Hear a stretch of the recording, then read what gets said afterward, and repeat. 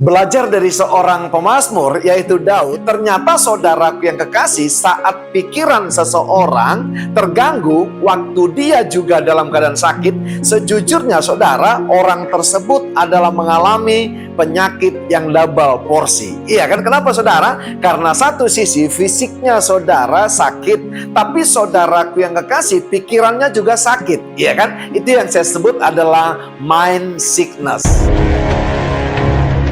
Dikatakan saudaraku yang kasih, aku bingung dan susah.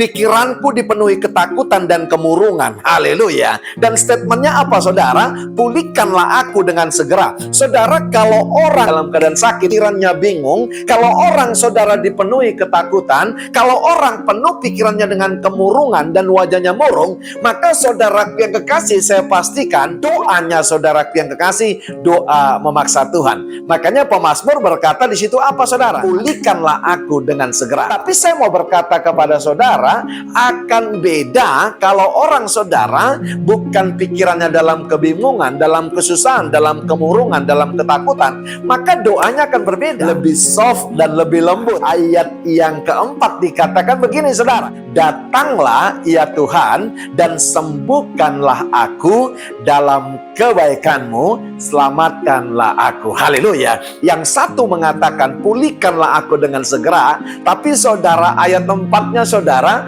mengundang Tuhan untuk hadir dan menyembuhkan dan menyelamatkan. Tapi dia katakan saudara, dalam kebaikanmu. Nah, yang satu saudara doanya memaksa untuk Tuhan menyembuhkan, tapi yang satu saudaraku yang kasih, dia berkata dalam kebaikanmu. Artinya apa saudara? Dia tahu waktu kita bukan waktu Tuhan, waktu Tuhan bukanlah waktu kita. Haleluya. Hari ini kita belajar saudara, dalam berdoa pun saudaraku yang kekasih, harus kita amankan juga jiwa kita, supaya apa saudara? Doa kita tidak memaksa kepada Tuhan. Sebab itu, engkau yang hari-hari ini lagi dalam keadaan sakit, mungkin pikiranmu kacau, bingung, susah, murung, dalam ketakutan. Saudara, jangan pernah pakai doa memaksa seperti pemazmur ini. Karena apa saudaraku yang kasih? Pemazmur di sini sakit, pikirannya dalam keadaan bingung, dan dia berpikir bahwa penyakit itu daripada Tuhan. Ingat,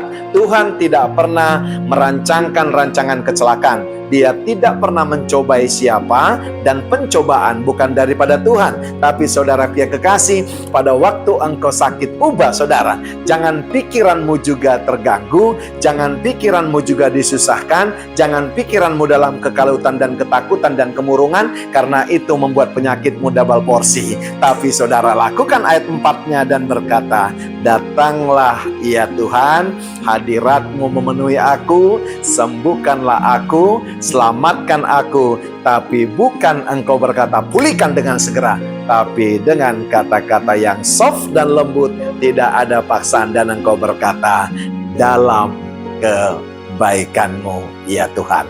Saudara-saudara, mujizat masih tersedia kepada saudara dan saya yang hari-hari ini dalam ketertekanan, dalam sakit penyakit. Saya pastikan Allah kita adalah Yehovah Rafa. Dia adalah Yehovah Zirih. Dia yang menyembuhkan, dia yang menyediakan pemulihan bagi setiap orang yang ingin mengalami kebaikannya dan percaya. Haleluya. Satu ketika anak seorang pegawai istana yang di Kapernaum sakit saudara, itu ditulis dan dicatat dalam Injil Yohanes. Nah, dia bertemu dengan Yesus karena dia tahu bahwa Yesus ada di tempat itu pada saat itu. Dia berkata kepada Yesus, datanglah ke rumahku. Tapi tahu saudara apa yang dikatakan Yesus?